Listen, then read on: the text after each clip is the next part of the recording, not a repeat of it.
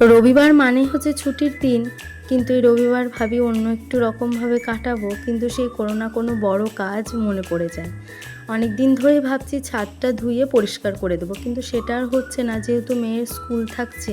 আর মেয়ের স্কুল থাকলে না এই বড় কাজগুলো হাত দিতে পারি না, কারণ মেয়ে স্কুল থেকে আসবে, তার খাবার খাওয়ানো এই ব্যাপারটা থাকে, আর ওর খাবার খেতে ভীষণই দেরি হয়।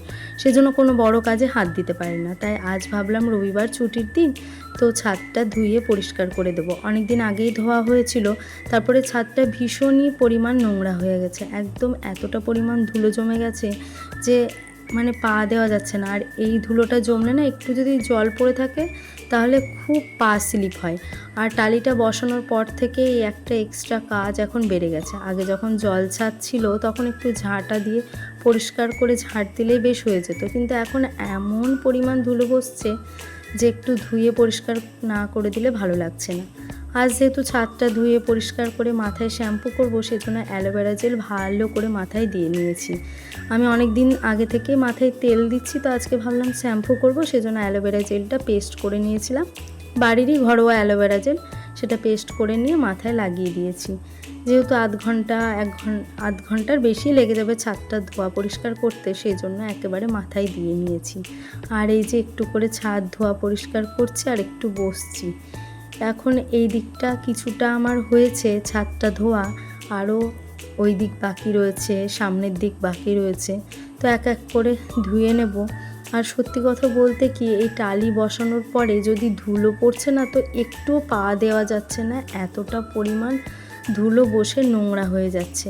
তো সেজন্য একটু ঝাঁটা পরিষ্কার দিয়ে জল দিয়ে ধুয়ে দিলে বেশ ভালো পরিষ্কার ঝকঝকে লাগবে।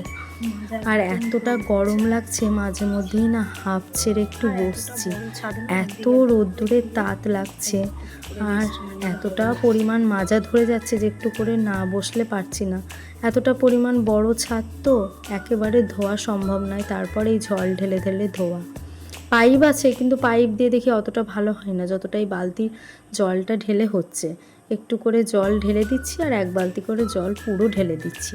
তো এইভাবে করে আস্তে আস্তে করে ধোয়া পরিষ্কার করে নিচ্ছি। আর মাঝে মধ্যে একটু করে বসে রেস্ট নিয়ে নিচ্ছি, কারণ একেবারে কিছুতেই পারছি না।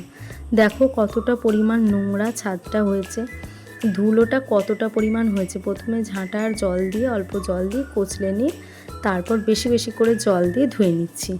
ধোয়ার পর দেখো কি সুন্দর চকচক পরিষ্কার করছে।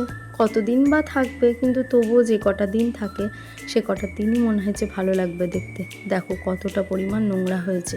আর আমাদের এই বাড়ির সামনে বাজার বসেছে এখন, তার জন্য আরও বেশি করে নোংরা হচ্ছে। আর কি যে ধুলো হচ্ছে না, আগে তো এত গাড়ির চাপ ছিল না, এখন চাপটা বেড়ে গেছে বলে ধুলোটা এতটা পরিমাণ হচ্ছে।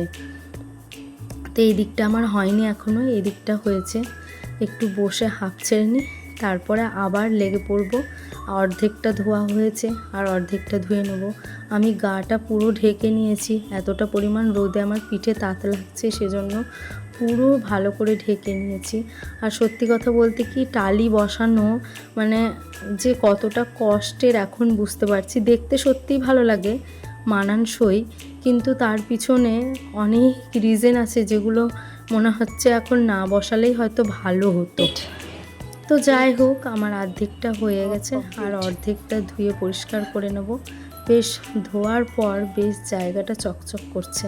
তো আমার তো ধোয়া হয়ে গেছে, এবার আমি গিয়ে স্নান করে নেব। ততক্ষণে একটু বসে রেস্ট নিয়ে নিই, আরও বাদবাকি ঘরের কাজ আছে সেগুলো করতে হবে। চলুন